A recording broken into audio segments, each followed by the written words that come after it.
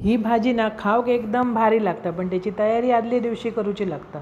हेका आमी केळीचो कोको म्हणतात, लोका केळीचा बोंड म्हणतात, थोडी लोका फूल म्हणतात। तर सोलूचे जरा व्यापू तो ह्यो एक फूल असता ना, त्या केळीच्या फुलाक फूल इल्लं असता, त्याचो एक देठारो आणि पोपाद्रो काढूचो लागतो।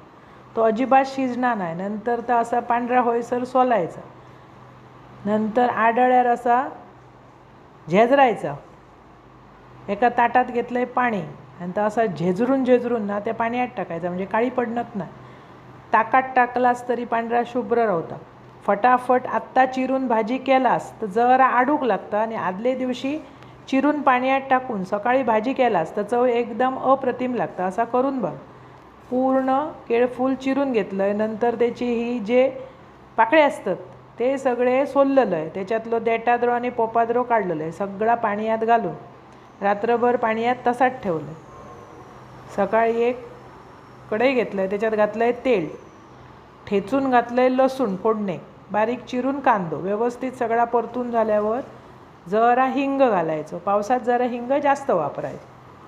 हळद, घरगुती भाजको मसालो सगळा परतून झाल्यावर भाजी घातलं आहे, आणि एक वाफ लावून ना काळे वाटाणे घातले, ते भिजत घातलेलं आहे। वाफ लावून कडधान्य घातलास की पटकन भाजी शिजता बरा। चवीपुरता मीठ, किंचितसो गूळ, एक नंबर भाजी लागतं केळफुलाची। अशी करून बघा।